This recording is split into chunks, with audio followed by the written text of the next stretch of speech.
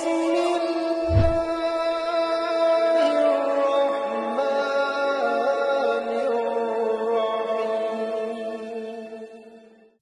semuanya kita mulai. A'udzu billahi minasyaitonir rajim. Bismillahirrahmanirrahim. Assalamualaikum warahmatullahi wabarakatuh. Waalaikumsalam warahmatullahi wabarakatuh. Ustaz. Rabbi shrah li sadri wa yassir li amri wahlul 'uqdatam min lisani yafqahu qawli. Alhamdulillahi rabbil alamin hamdan yuwafi ni'amahu wa yukafi'u mazidah. Ya Rabbana lakal hamdu kama yanbaghi li jalali wajhikal karim wa 'azimi sultanik. Allahumma salli wa sallim ala sayyidina Muhammad wa ala ali Muhammad walhamdulillahi rabbil alamin. Alhamdulillah ibu yang dirahmati dan diberkahi oleh Allah Subhanahu wa taala. Pertama sekali mari kita bersyukur kepada Allah Subhanahu wa taala. Alhamdulillah hari ini Allah masih berikan kita nikmat iman, nikmat Islam, nikmat kesehatan dan kesempatan. Kita bermohon kepada Allah Subhanahu wa taala semoga dari seluruh nikmat yang Allah berikan kepada kita dengan nikmat yang begitu luar biasa, yaitu nikmat iman, nikmat Islam, nikmat kesehatan dan kesempatan. Mudah-mudahan dari seluruh nikmat yang Allah berikan kepada kita menjadikan kita sebagai hamba yang bertakwa di sisi Allah Subhanahu wa taala. Selanjutnya tak lupa pula kita berselawat kepada junjungan kita Nabi besar Muhammad sallallahu alaihi wasallam. Allahumma salli wa sallim ala sayyidina Muhammad wa ala ali Muhammad. Semoga dengan kita selalu memperbanyak selawat kepada baginda Rasulullah sallallahu alaihi wasallam. Kiranya kita layak dan berhak mendapatkan syafaat dari beliau. Amin ya rabbal alamin. Alhamdulillah ibu yang dirahmati dan diberkahi oleh Allah Subhanahu wa taala. Kemarin kita sudah membahas dari ayat 10 sampai ayat ke-12, yaitu bagaimana ancaman Allah Subhanahu wa taala kepada orang kafir, bahwa orang kafir itu tidak ada gunanya sedikit pun harta, benda mereka dan anak-anak mereka. Walaupun secara duniawi bahwa harta itu dapat menolong seseorang, anak itu dapat menolong seseorang. Tapi bagi orang kafir, ketika di akhirat kelak, harta dan anak yang mereka miliki itu tidak bisa menolong mereka. Beda dengan orang-orang yang beriman. Kalau orang yang beriman, harta bisa menyelamatkan mereka di dunia, bisa juga menyelamatkan mereka di akhirat. Ketika salah satu harta mereka infakkan di jalan Allah Subhanahu wa taala. Kemudian kalau anak ketika di dunia mendoakan, ketika kita juga sudah tiada, maka anak juga mendoakan bagaimana kebaikan untuk kedua orang tuanya dunia dan akhiratnya. Maka bagi Allah Subhanahu wa taala untuk orang yang beriman, maka ada kemanfaatan harta dan anak mereka. Kita sudah bahas kemarin bagaimana bantahan orang kafir mengatakan bahwa anak kami banyak, harta kami banyak, kami tidak akan diazab. Tapi apa kata Allah? Apa yang mereka miliki itu semuanya la yanfa'u malu wala banun. Tidak ada manfaatnya sedikit pun di hadapan Allah Subhanahu wa taala. Bahkan Allah contohkan bagaimana permisalan di dalam ayat ini, di ayat 11-nya, Fir'aun yang mengaku menguasai, memiliki kekuasaan, memiliki harta banyak, tapi bagaimana yang terjadi? Allah tenggelamkan di laut. Bahwa harta yang dimiliki Fir'aun, kalau kita lihat saja dari kisahnya ketika kita membahas di surah Al-Baqarah, kaum Bani Israel itu mencuri sebagian harta, sebagian emas milik Fir'aun, dan itu dibuatkan patung sapi betina. Saking besarnya, saking banyaknya harta Fir'aun. Tapi apa yang ia miliki, kekuasaannya tidak bisa dapat menolongnya. Itu di ayat ke-11. Di ayat ke-12 masih dalam perumpamaan juga. Di ayat ke-12 ini asbabun nuzulnya adalah ketika perang Badar. Jadi perang Badar ini terjadi pada tanggal 17 Ramadan tahun kedua Hijriyah. Jadi kaum muslimin ketika berperang itu mematuhi ketentuan Allah dan Rasulnya. Maka ketika mereka berperang, apa yang terjadi? Kemenangan yang diberikan oleh Allah Subhanahu wa taala. Maka sekarang kita masuki ayat yang ke-13. Ayat yang ke-13 ini masih lanjutan dari ayat ke-12, masih berkaitan tentang perang Badar. A'udzu billahi minasyaitonir rajim. Bismillahirrahmanirrahim. Qad kanat lakum ayatun fi fi'atainil taqata. Fi'atun tuqatilu fi sabilillah wa ukhra kafiratu yarawnahum mithlaihim ra'yal 'ain. Wallahu yu'ayyidu binasrihi man yasha. Inna fi dzalika la'ibratan liulil absar. Sesungguhnya telah ada tanda-tanda bagi kamu pada dua golongan yang berhadap-hadapan.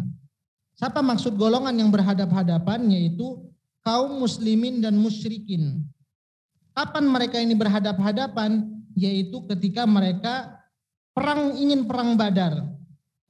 Nah, jadi ini di mana letaknya perang Badar? Ini terletak di surat bagian riwayat mengatakan ini adalah di Madinah. Nah, jadi mereka ini berhadap-hadapan orang musyrik dan orang kafir. Akan tetapi apa? Di sini dikatakan suatu golongan berperang di jalan Allah dan yang lain golongan kafir yang melihat dengan mata kepala bahwa mereka golongan muslim 2 kali lipat dari mereka. Jadi kalau kita melihat ketika perang Badar, padahal kalau kita lihat kaum muslimin itu sedikit sekali jumlahnya.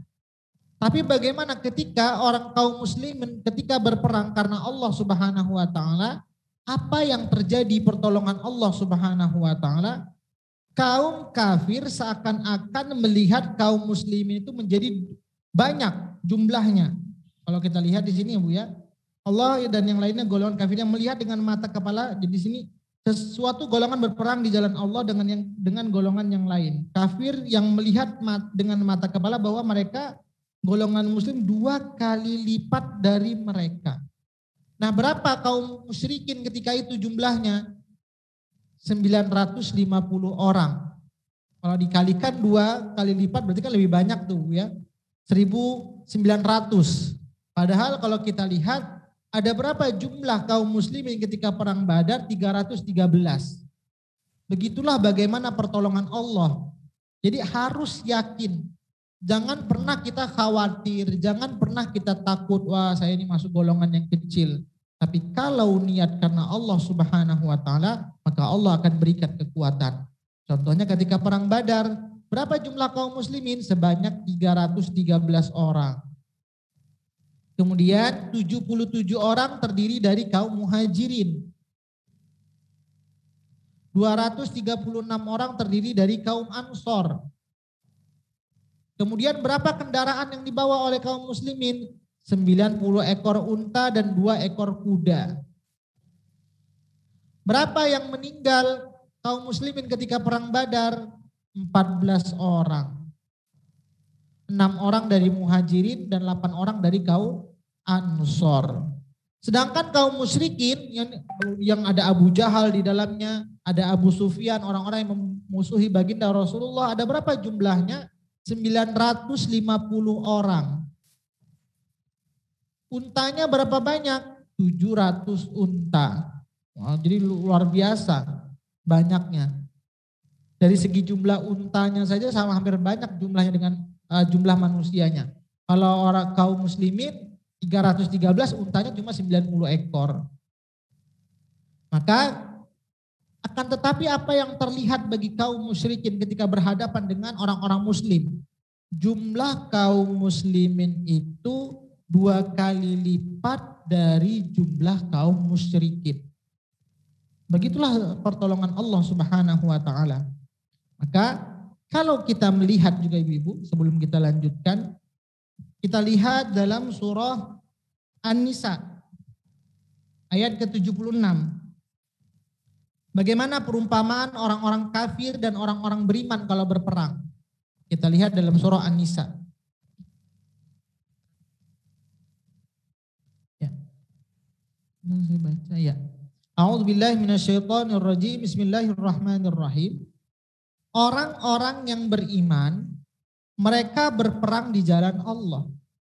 Dan orang-orang kafir berperang di jalan Taghut. Maka perangilah kawan-kawan setan itu, karena sesungguhnya tipu daya setan itu adalah lemah.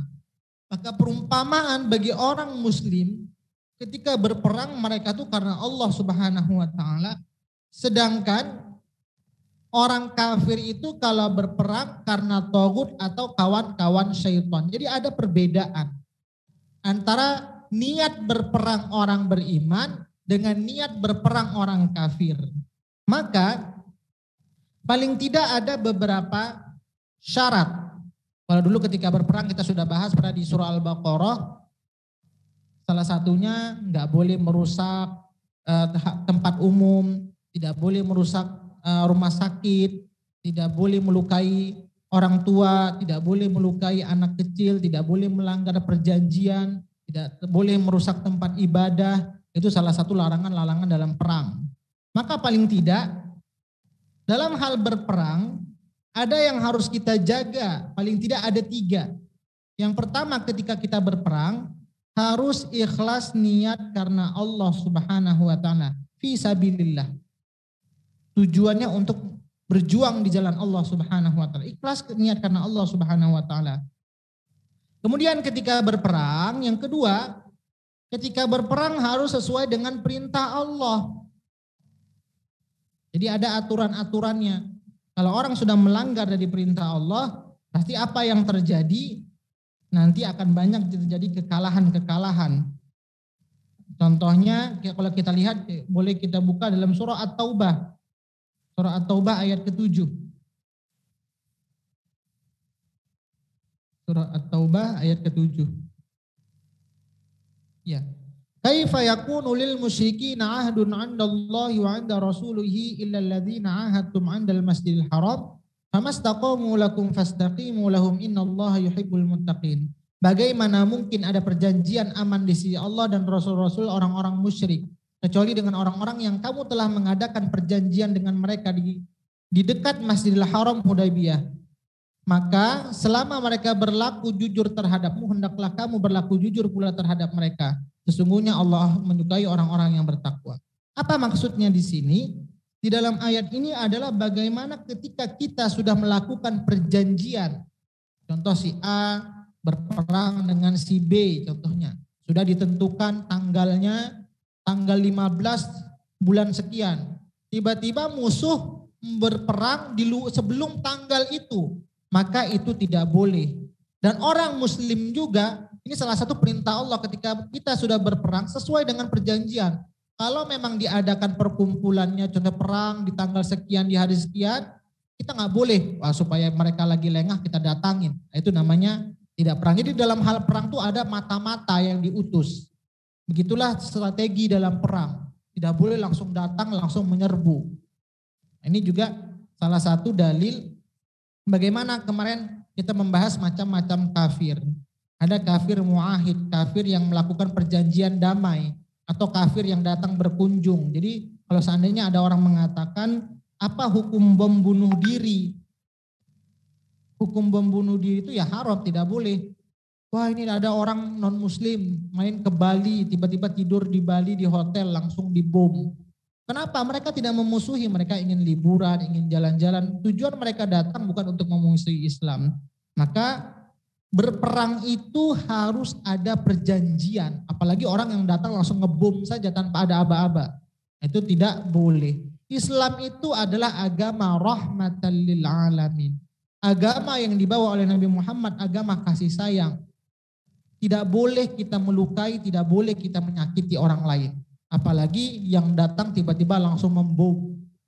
Datang orang kafir ke Bali nginap, wah ini kita bom aja hotelnya, itu salah besar. Karena dalam hal perperangan itu harus ada antara satu utusan dengan utusan, ditentukan perjanjian, dan itu diberikan keamanan dari segi utusan. Nggak boleh tiba-tiba utusan datang, utusannya kita lukai, itu nggak boleh. Itu dalam aturan perperangan. Jadi Islam sangat lengkap sekali, bagaimana hal-hal perang saja juga diatur. Maka Kita lanjutkan lagi ayat berikutnya di dalam surah Ali Imran tadi. Jadi kalau kita lihat, kalau orang beriman tujuan berperang, tadi masih dua ya Bu ya, berperang sesuai dengan perintah Allah. Baru yang ketiga ketika berperang, menjauhkan diri dari hal-hal yang diharamkan Allah. Berbuat maksiat ketika berperang itu pasti sudah akan mendapatkan kekalahan. Contoh salah satu juga ketika sahabat Nabi, para sahabat ketika berperang, seharusnya apa yang mereka lakukan? Dalam surah Ali Imran ayat 152, pasukan panah itu nggak boleh turun. Ini perang ketika di Jabal, pasukan perang. Apa yang terjadi ketika mereka melakukan perbuatan maksiat dalam surah Ali Imran ayat 152? Karena hawa nafsu mereka membuat kesalahan, apa yang terjadi? Mereka terdapat kekalahan, dan ketika itu juga gigi baginda Rasulullah SAW sampai patah. Karena ada kelengahan terhadap mereka. Itu dalam surah Ali Imran, surah 3 ayat 152.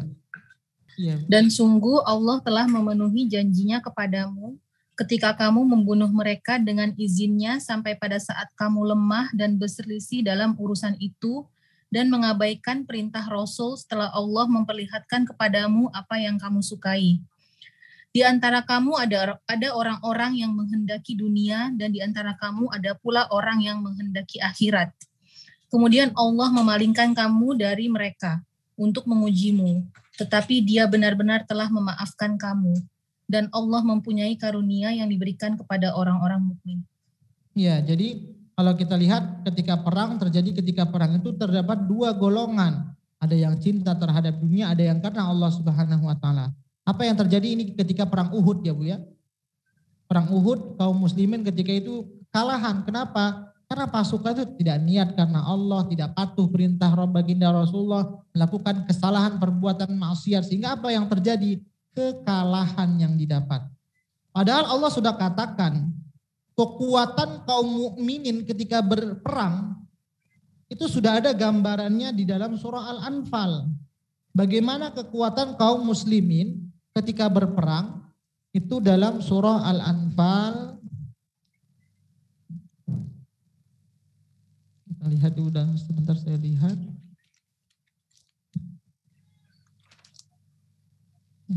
Surah Al-Anfal ayat 65-66. Inilah kekuatan kaum muslimin kalau perangnya niat karena Allah. Bagaimana Allah memberikan kekuatan? Siapa membaca, Bu Sri kah atau siapa? Iya Ustaz. Wahai Nabi Muhammad, kobarkanlah semangat para mukmin untuk berperang. Jika ada 20 orang yang sabar di antara kamu, niscaya mereka dapat mengalahkan 200 orang musuh. Dan jika ada 100 orang yang sabar di antara kamu, niscaya mereka dapat mengalahkan 1000 orang kafir. Karena orang kafir itu adalah kaum yang tidak mengerti. Satu lagi Bu, 66. Sekarang Allah telah meringankan kamu karena Dia mengetahui bahwa ada kelemahan padamu. Maka jika di antara kamu ada 100 orang yang sabar, niscaya mereka dapat mengalahkan 200 orang musuh, dan jika di antara kamu ada 1000 orang yang sabar, niscaya mereka dapat mengalahkan 2000 orang dengan seizin Allah. Allah beserta orang-orang yang sabar. Kalau kita lihat dalam ayat ini berarti ada 2 kali lipat. 1000 bisa mengalahkan 2000. Kalau kita lihat tadi dalam surah Ali Imran yang kita tadabburi tadi, kaum musyrikin melihat kaum muslimin itu 2 kali lipat jumlah mereka. Tadi jumlah ketika perang Badar kaum musyrikin 950. Tapi apa yang terjadi? Mereka melihat jumlah kaum muslim itu 2 kali lipat dari jumlah mereka. Kenapa? Karena memang niatnya karena Allah Subhanahu wa taala. Itu yang harus kita jaga ketika berperang, dan itu juga tidak boleh sembarang ketika berperang, ada aturan-aturannya yang sudah ditetapkan oleh Al-Qur'an. Kemudian kita lanjutkan lagi. Allah menguatkan dengan pertolongannya bagi siapa yang Dia kehendaki. Jadi Allah itu akan memberikan pertolongan kepada orang-orang yang ketika berperang, ketika betul-betul karena Allah Subhanahu wa taala. Ini kalau kita lihat juga Ibu ya.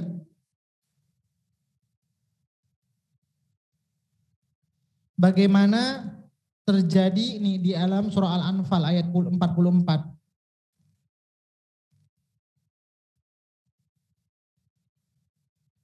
Ya ini Ibu dalam perang Badar. Ini salah satu juga Al-Anfal 44. Wa idh yurikumu, siapa yang membaca Ibu terjemahannya? Dan ketika Allah, saya Pak Ustadz boleh bacakan boleh, Ibu. Al-Anfal ayat 44 ya.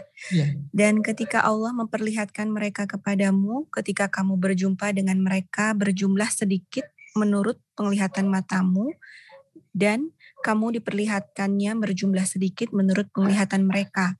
Itu karena Allah berkehendak melaksanakan suatu urusan yang harus dilaksanakan. Hanya kepada Allah segala urusan dikembalikan. Ya, jadi kalau memang orang muslimin itu niatnya karena Allah, bisa yang sedikit terlihat banyak. Bisa yang banyak itu terlihat sedikit. Sehingga apa yang terjadi kobaran ketika kita karena Allah Subhanahu wa taala, kaum muslimin melihat kaum musyrikin yang jumlahnya banyak seakan-akan menjadi sedikit. Kaum musyrikin yang seharusnya kaum muslimin itu jumlahnya sedikit tapi bisa menjadi banyak penglihatan mata mereka. Dan itulah kalau Allah sudah berkehendak. Maka tadi saya yang ketika dalam surah An-Nisa yang kita bahas, kalau orang beriman itu niat perangnya karena Allah, tapi kalau orang kafir itu niat perangnya adalah karena taghut, yaitu teman-temannya syaitan. Sungguh yang demikian itu terdapat pelajaran bagi orang-orang yang mempunyai penglihatan mata hati. Jadi bagaimana kekuasaan Allah itu hanya bisa dipelajari, hanya bisa diketahui bagi orang-orang yang memiliki penglihatan mata hati yang tajam. Maka ibu-ibu, paling tidak kita lihat ada beberapa prinsip di dalam peperangan.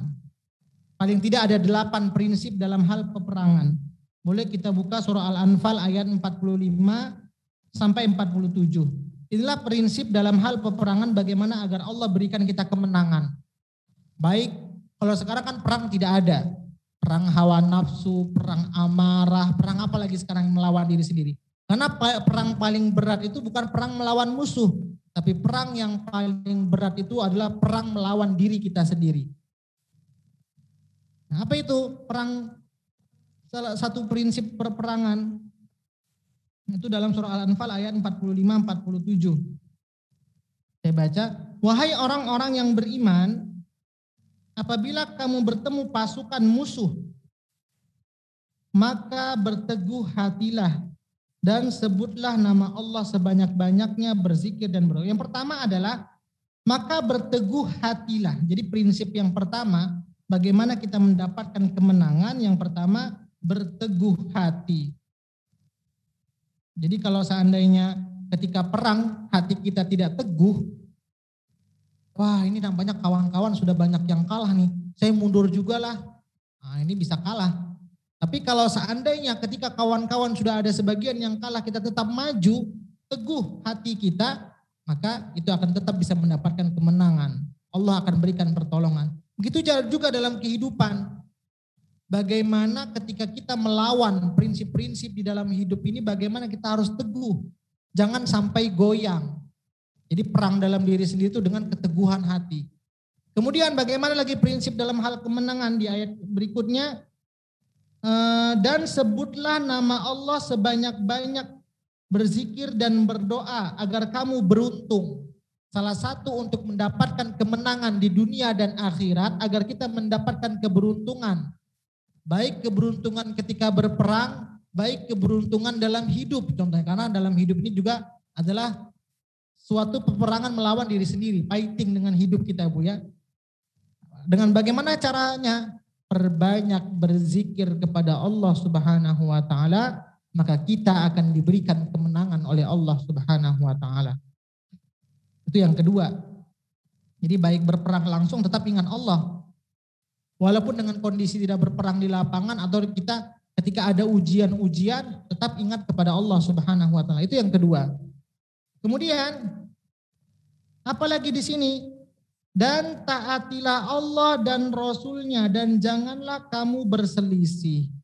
Itu yang ketiga, taati Allah dan Rasul-Nya. Kita lihat pada perang Uhud ketika para sahabat tidak mengikuti perintah baginda Rasulullah, apa yang terjadi? Kekalahan. Karena mereka lebih mendahulukan hawa nafsu mereka. Melihat wah ini harta sudah di depan mata, nih harta rampasan perang. Tapi apa yang terjadi? Kekalahan yang menimpa mereka. Maka ketika kita berperang, ikuti perintah Allah dan ikuti perintah baginda Rasulullah Shallallahu Alaihi Wasallam. Itu yang ketiga, prinsip yang ketiga yang harus kita jaga dalam hal perjuangan atau perperangan. Berikutnya,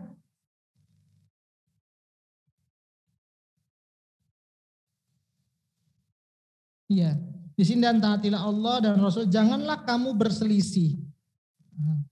Masa jangan kamu berselisih ini apa? Harus diantara sesama pasukan saling bersatu padu. Jadi selain dia taat kepada Allah dan Rasul, diantara pasukan saling bersatu padu. Ini kalau kita ingin menang dalam perperangan. Jangan antara satu pasukan dengan pasukan yang lain tidak satu pemikiran, tidak satu kesatuan. Nah, kalau sudah seperti ini, itu yang terjadi dalam ayat yang dibacakan oleh Bu Mela tadi. Ada satu yang cinta terhadap dunia, ada yang satu karena Allah. Tidak satu kesatuan di antara mereka. Sehingga apa yang terjadi? Kekalahan yang Allah berikan. Kemudian apalagi yang menyebabkan kamu menjadi gentar dan kekuatanmu hilang dan bersabarlah. Maka yang berikutnya adalah sabar dalam hal peperangan. Kenapa? Karena ayat yang dibacakan Bu Sri tadi dalam surah Al-Anfal ayat ke-55 dan 56 tadi Bu ya. Bahwa orang yang sabar itu Allah akan berikan kekuatan dan kekuatannya itu 2 kali lipat. Itu kalau orang yang sabar. Itu ayat yang dibacakan oleh Bu Sri tadi. Kalau keutamaan bagi orang sabar dalam hal peperangan. Kemudian apalagi yang harus kita jaga dalam hal perjuangan atau peperangan? Wa tadhhabari hukum wasbiru innallaha ma'as sabirin. Baru ayat ke-47.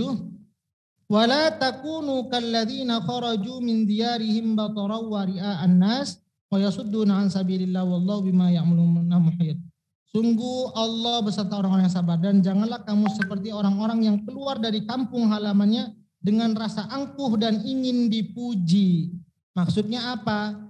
Harus tawadu. Jangan bangga. Saya ini orang kuat. Tidak ada yang bisa mengalahkan saya. Fir'aun kalah. Raja Namrud kalah. Itu ketika perang Jalut dan Talut ketika kita bahas sebelumnya, kalah dengan Nabi yang masih muda ketika itu, Nabi Harun. Kalah juga Nabi Daud. Kalah. Maka inilah salah satu ketika berperang, bagaimana salah satu kunci kesuksesannya, keberhasilan ketika berperang, jangan sombong, jangan angkuh.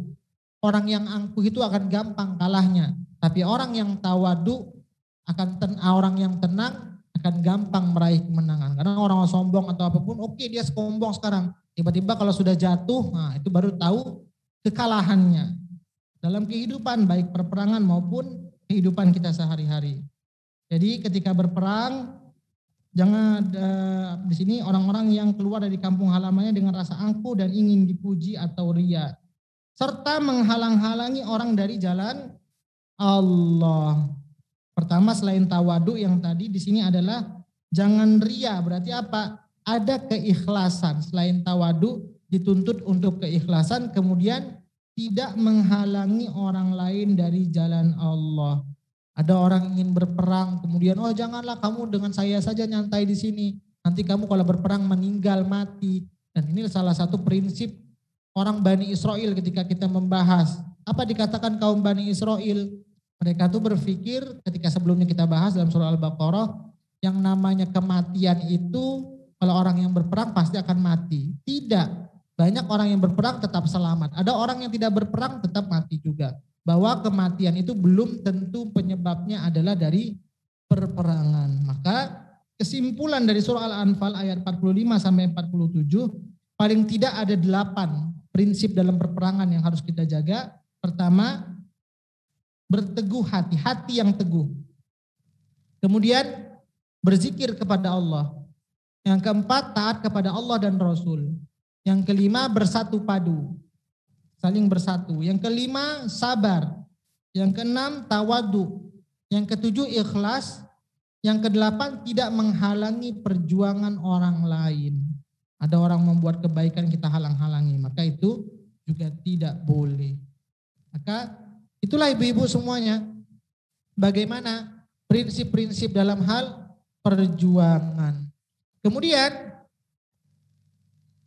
mislaihim ra'yal ain wallahu yu'ayyidu binasrihi may yasha, dalam ayat tadi, inna fi dzalika la'ibratan liulil absar. Sesungguhnya pada yang demikian itu terdapat pelajaran bagi orang-orang yang mempunyai penglihatan mata. Dan kemudian dalam ayat ini juga tadi Allah mengeluarkan pertolongan bagi siapa yang Dia kehendaki. Bahwa pertolongan Allah itu sangat dekat sekali. Dan bagaimana cara? Salah satunya agar kita mendapatkan wasilah, cara kemenangan atau cara kesuksesan. Tadi adalah prinsip yang harus kita jaga dalam perperangan. Sekarang wasilah bagaimana agar kita bisa menang dalam perang. Tadi kan prinsip-prinsip yang harus dijaga. Sekarang bagaimana agar kita bisa menang dalam perang. Boleh dibuka surah An-Nur ayat 55 Ibu. Surah An-Nur ayat 55.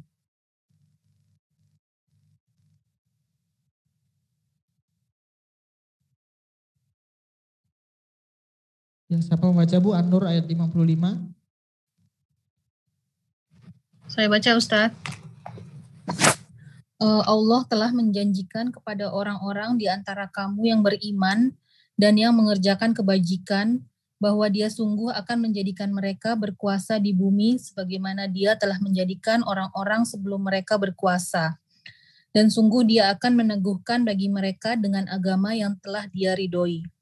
Dan Dia benar-benar mengubah keadaan mereka setelah berada dalam ketakutan menjadi aman sentosa. Mereka tetap menyembahku dengan tidak mempersekutukanku dengan siapapun. Tetapi barang siapa tetap kafir setelah janji itu, maka mereka itulah orang-orang yang fasik. Ya, Allah telah menjanjikan kepada orang-orang yang beriman di antaramu yang beriman dan yang mengerjakan kebajikan bahwa sesungguh akan menjadikan mereka berkuasa di bumi sebagaimana Dia telah menjanjikan orang-orang yang sebelum mereka berkuasa, dan sungguh akan meneguhkan bagi mereka dengan agama yang telah mereka ridhoi. Bahwa kalau seandainya kita karena Allah Subhanahu wa taala, apa salah satunya ada keteguhan, ada keyakinan kita terhadap Allah ketika kita ingin berperang. Ini wasilah ketika berperang. Kalau seandainya dalam berperang kita tidak menggantungkan kepada Allah Subhanahu wa taala, jangan harap kita bisa menang. Tapi kalau kita ketika berperang ada keyakinan, ini wasilah bagaimana agar kita bisa menang. Tanamkan dalam diri kita bahwa ada pertolongan Allah di dalamnya. Maka sebelumnya kita lihat Ibu ya, ketika kita membahas awal-awal surah Ali Imran, jangan pernah berpikir dalam kehidupan kita Allah itu tidak mau membantu kita. Jangan pernah kita selalu pesimis. Wah ini gak mungkin lagi sakit saya sembuh.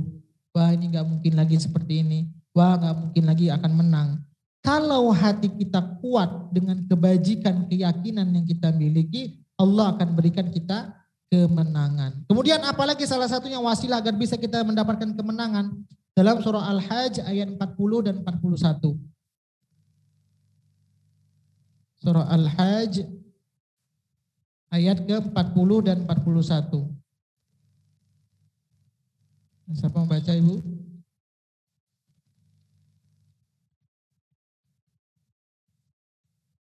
Surah Al-Hajj ayat 40 dan 41. Saya Pak Ustadz, saya bacakan. 40-41 ya Pak Ustadz? Iya Bu. Yaitu orang-orang yang diusir dari kampung halamannya tanpa alasan yang benar hanya karena mereka berkata, Tuhan kami ialah Allah. Seandainya Allah tidak menolak keganasan sebagian manusia dengan sebagian yang lain, tentu telah dirobohkan biara-biara Nasrani, gereja-gereja, rumah-rumah ibadah orang Yahudi, dan masjid-masjid yang di dalamnya banyak disebut nama Allah. Allah pasti akan menolong orang yang menolong agamanya. Sungguh Allah Maha Kuat, Maha Perkasa. Ayat 41. Ayat 41-nya yaitu orang-orang yang jika kami beri kedudukan di bumi, mereka melaksanakan sholat, menunaikan zakat, dan menyuruh berbuat yang ma'ruf dan mencegah dari yang mungkar. Dan kepada Allah lah kembali segala urusan. Nah, kalau kita lihat bagaimana mendapatkan kesuksesan, kemenangan dalam hal perjuangan peperangan, salah satu cara kalau cari pasukannya, bukan pasukan kalau kita lihat Bu ya, bagaimana di Palestina ketika orang-orang mau ikut berperang tuh harus hafal Quran. Berarti kita lihat bagaimana tingkat ibadahnya. Begitu juga dalam hal perperangan, jangan diajak perang orang-orang yang tidak taat kepada Allah Subhanahu wa taala. Maka di sini kita lihat orang-orang yang pertama menolong agama Allah, Allah akan tolong dia. Salah satunya dengan kita selalu menyebut nama Allah. Kemudian di ayat 41 yaitu orang-orang yang jika diberikan kedudukan di muka bumi, mereka melaksanakan sholat. Jadi wasilah agar bisa dapat kemenangan, cari pasukan perang itu yang taat kepada Allah. Kemudian menunaikan zakat, mungkin dari segi pasukan itu adalah orang yang kaya. Selain dia membantu untuk sarana perperangan, juga sebagian mungkin hartanya untuk kemaslahatan umat. Dan menyeruh kepada berbuat keji dan menyeruh berbuat yang ma'ruf dan mencegah dari yang mungkar. Maksudnya apa ini? Ada kepekaan. Kan banyak orang yang di sekarang tidak memiliki peka dalam hidupnya. Yang penting saya kaya, yang penting saya selamat, terserahlah orang mau jadi apa. Kalau orang yang dalam hidupnya ada amar ma'ruf nahi mungkar, itu adalah orang yang terbaik. Ta'muruna bil ma'ruf kuntum khaira ummah ta'muruna bil ma'ruf. Dikatakan umat Nabi Muhammad tuh yang baik itu bagaimana? Yang ketika dalam jiwanya ada kepekaan. Bagaimana kepekaannya? Ta'muruna bil ma'ruf. Mengajak kepada kebaikan, wa tanhauna 'anil munkar, dan mencegah kepada kemungkaran. Dan kepada Allah lah kembali ke segala urusan. Baru kita tawakal. Jadi setelah itu baru tawakal, kembali kepada Allah semua urusan. Jadi sholat iya, pasukannya ini orang yang taat. Baru setelah itu ingat kepada Allah Subhanahu wa taala, baru kita tawakal. Disitulah prinsip-prinsip dalam perperangan atau perjuangan dalam hal berperang agar kita mendapatkan kemenangan. Jadi dalam ayat ini Allah mencontohkan dalam surah Ali Imran bagaimana contoh orang-orang kafir yang harta dan anak mereka itu tidak bermanfaat, contohnya Fir'aun, dan contoh sebagian lain umat pengikut Nabi Muhammad sendiri. Kalau tadi Nabi Fir'aun orang yang tidak taat. Ada contoh juga orang yang taat, tapi karena niatnya bukan karena Allah Subhanahu wa taala. Ketika perang Uhud, apa yang terjadi? Harta yang mereka damba-dambakan, harta yang mereka inginkan ternyata mendatangkan musibah kekalahan ketika berperang. Bahwa inilah ancaman Allah bagi orang yang di dalam hatinya penuh terhadap urusan dunia tapi lupa kepada Allah Subhanahu wa taala. Bisa dipahami penjelasan saya? Silakan, ada yang mau tanya, bisa dipahami Ibu semuanya? Insya Allah Pak Ustadz. Iya. Ayat ini tadi masih melanjutkan tentang ayat yang sebelumnya tentang perperangan. Silakan, ada yang mau tanya Ibu? Ini 4 menit lagi asar di Medan, jadi mungkin saya cukupkan sampai 13 saja.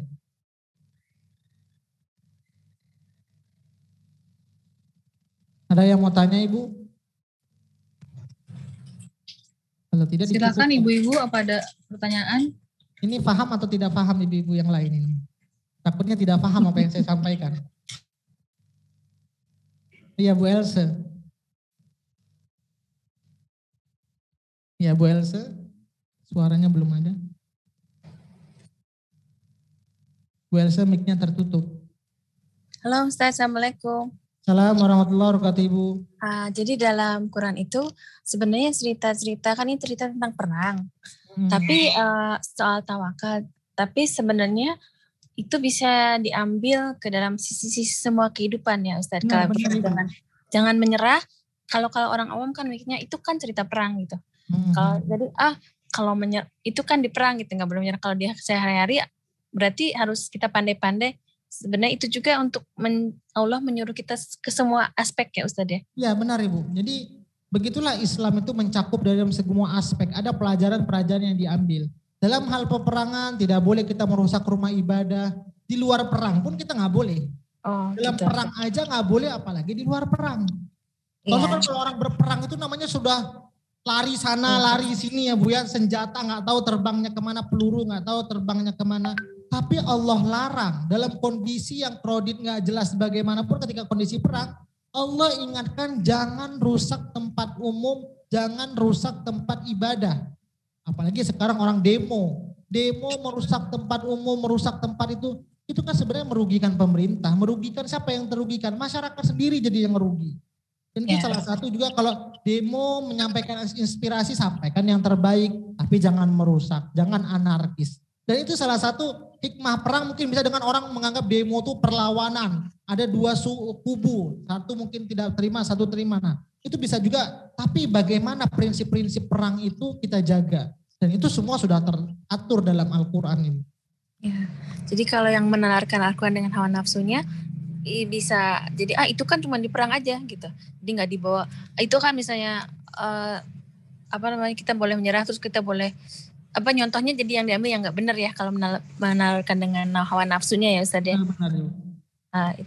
Tapi memang cerita Al-Quran itu kita harus untuk semuanya, berarti Allah itu pesan misalnya bukan pesan pesan semua gitu.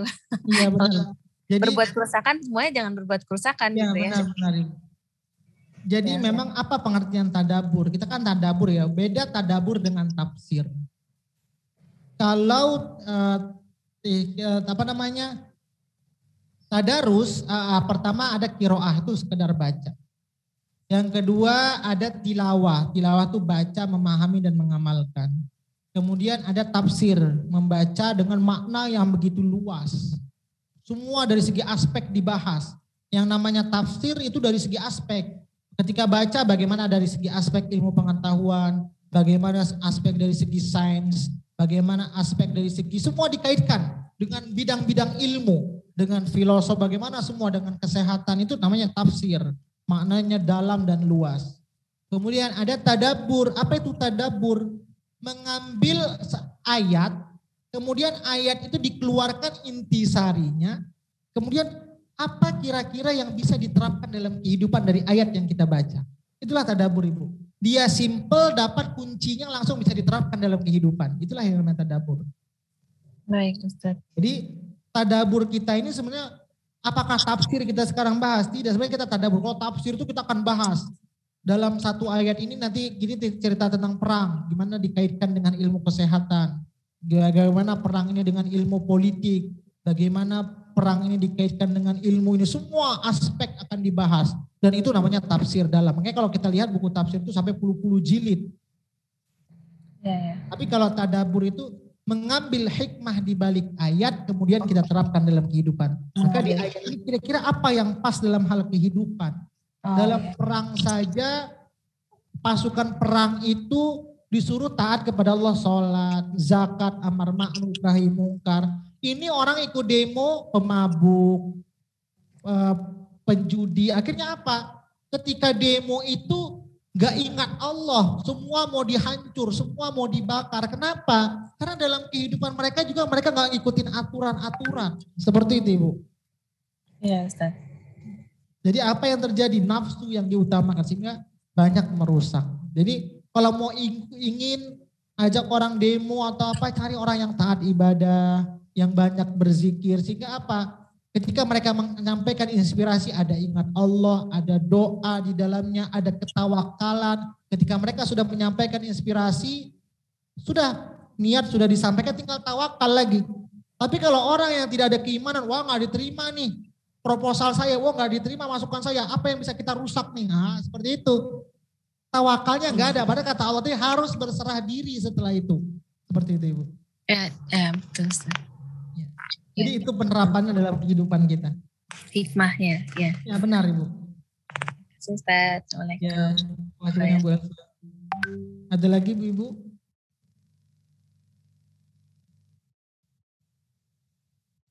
Kalau tidak ada kita cukupkan. Ini tentang ayat berikutnya adalah godaan kepada manusia. Apa saja godaannya? Tentang syahwat, tentang wanita, tentang anak, tentang emas, tentang perak, tentang perkebunan, ada kuda. Nah, nanti ini tentang godaan-godaan dalam kehidupan manusia.